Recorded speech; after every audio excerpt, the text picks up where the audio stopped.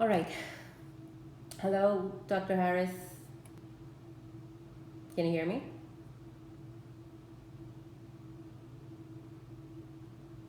I can hear you good. Yeah. Hey, how are you? Good. How are you? Good, thanks. Okay. To begin with, can you introduce yourself? Where do you work, and what is your role? Sure. So I'm an assistant professor of neurology at University of Texas at Houston. Okay. And I'm also the director of stroke services at LBJ Hospital, which is an affiliate site of Houston. Okay. That's great. And so, so we are going to talk about professional relationships and a physician-patient relationship, basically. So, what does your team look like? Right. So, I attend to the emergency neuro. I attend to the emergent neurological patients in the ER at all the sites of power. Mm-hmm. This being a teaching service, we have a senior resident from neurology. Sometimes we have a junior resident from neurology.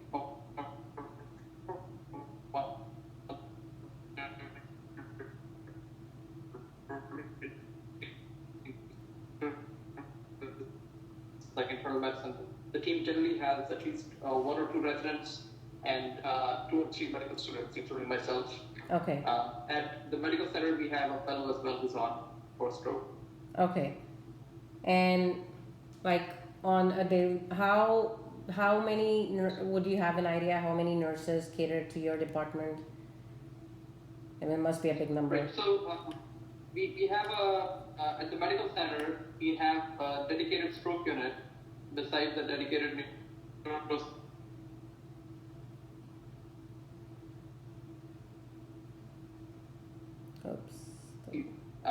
Which is 12 beds in the stroke unit, 32 beds in the neuro ICU, around 7 to 8 nurses on the stroke floor, another 35 to 40 nurses up on the neuro ICU setting. So dedicated on the neuroscience service line, I think we have almost 50 nurses at the main campus. At LBJ Hospital, we have these acute medical floors where nurses take care of all patients with any medical conditions, including neurological ones. Wow. And of course, they're part of the team as well. So when we round as a team together, we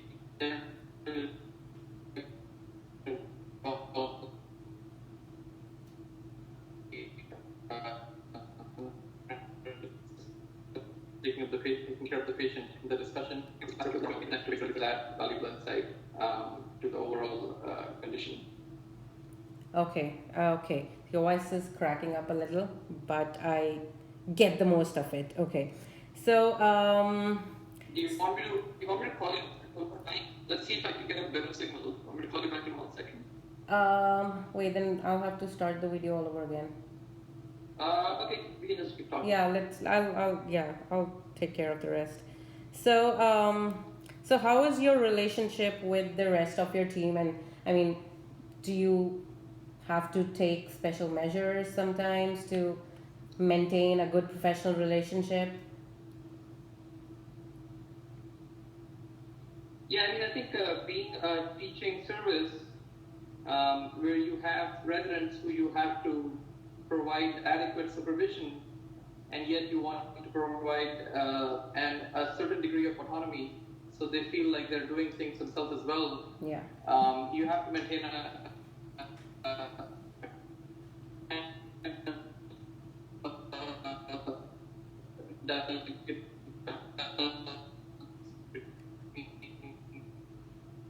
not yet complexity is coming things with medical groups as well. So when we have a new patient who looks like it's not going to be emergent or a hyperacute problem, sometimes we send the medical students first to go talk to the patient, then we'll have the residents go, and then we go together as a team and I can talk to them.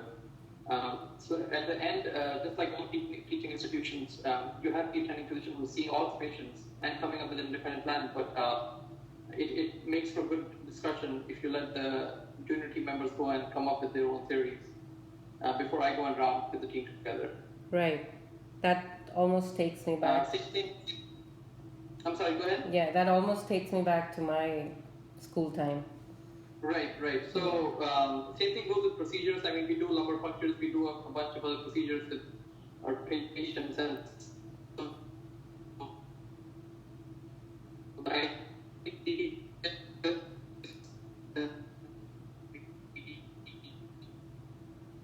obviously, and we're there all all through the entire duration of the procedure to make sure that they're being taught the right thing. Okay, so you and your team are basically catering to the older, middle to older age group patients because it's stroke, right? Yeah, I see general and stroke here at Okay. LPJ. So essentially, I'm an adult. I see one from 60 all the way to 100. We are 110 or even less. So, but yeah, neurology traditionally has been a field of neurological disorders.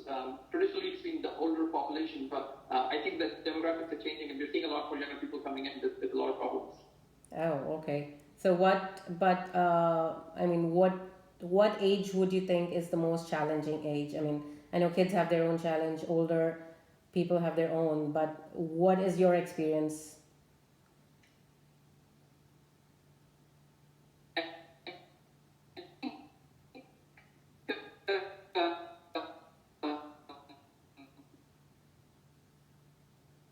Yeah, and losing memory, and they're not the best people to provide history. So we often have to go to the family to get collaterals Right. and come up with a diagnosis. Yeah. Okay.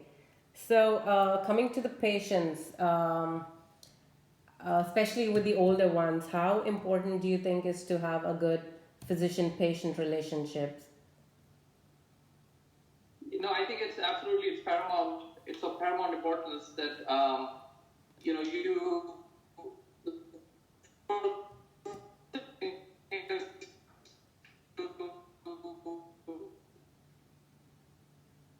be able to have the patient trust you, and so that to enter this room, that they have to be able to put their trust in you, to open up to you and give you the entire history. So, the a bulk of what we do in medicine, as you very well know, is based off the history, and so you don't want a patient, being hesitant or not opening up entirely or not telling you exactly what's going on for how long.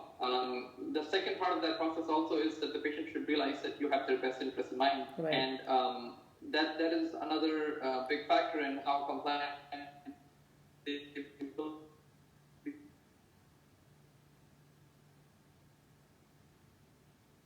to the plan of treatment. And if they think a good surrogate marker of how good a relationship a physician has is really the number of follow-ups that he can see in his clinic. So I do a residence clinic on Wednesday, and we see a lot of these follow-ups come back. So that's a good measure of looking at if you match good to the current. I think another to add to that is a big stress that we always put is you have to be able to explain in simple non-medical terms to the patient and their families exactly what's going on, because most of these patients don't really have all that medical background. Yeah, sometimes we think it's easier, whatever we're saying, but it's actually not. I mean, it's pretty complicated for them. Frightened and they're in a bad shape in the last few months. Exactly.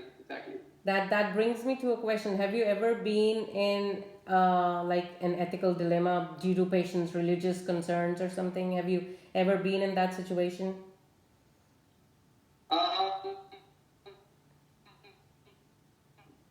I mean, I think we have to respect the patient's wishes always. So we do get, patients of all ethnicities and beliefs, and you try and treat them to the best of your capabilities. But you have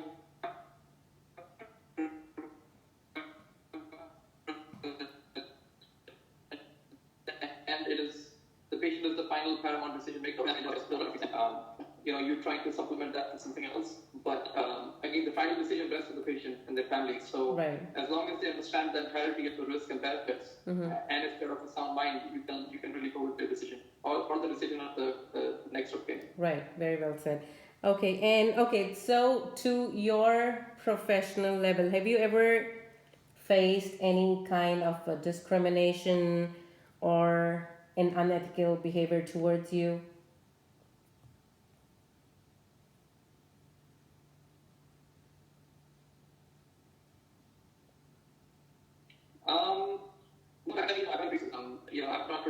not sure if it was the receiving end. And again, if you have some patients who have some, if they have any other particular ethnic or group of physicians, I think the good medical, sense dictates that they should be allowed to have that liberty. But no, I've not really experienced anything like that so far. So. Okay, that's good. That's really good. But if, like, a completely hypothetical situation, if you find a wrongly prescribed medicine by a colleague of yours, a physician, but who happens to be a good friend too, how are you going to deal with this situation? Are you going to report it, or are you going to talk to the physician first?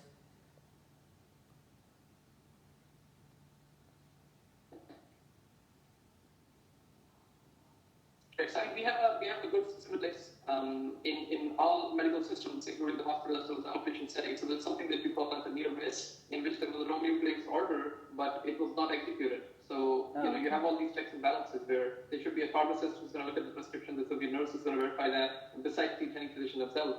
So if it's a near miss, then you have to talk to the physician who did that mistake and rectify it. But if it's some error that actually translated over to the patient, then you have to, the first thing would be to come clean and go and tell the patient about it. This is a mistake that happened, but you're working to fix it. The second thing in follow-up would be to talk to your supervisor and also get the physician concerned on board. And that should not be a retribution, it should be more of a corrective action to fix, to prevent the recurrence of this happening again. Right. But yeah, I think the best policy is to go full disclosure and tell the patient's family. Right. And in my experience, they're always more appreciative if you tell them that somebody has made a mistake and you're fixing it. Okay, that's good to know. But that's also good to know that there are checks at various level. I mean, there are probably various software systems that help you check, and then as you said.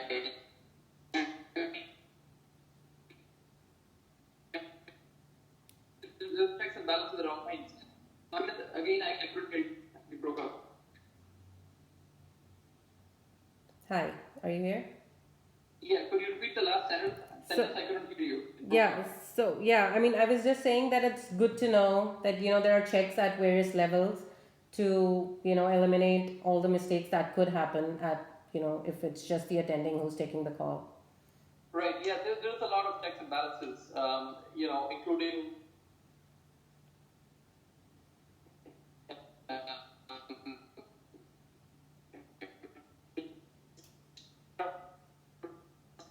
From who is looking at the neuroimaging, which includes I think most systems as well, that there's at least 4 or 5 points at which the medication will be verified before it's executed. So sometimes it's rare, but it happens that the whole system will fail. But having so many points of checking does prevent errors big time. Exactly.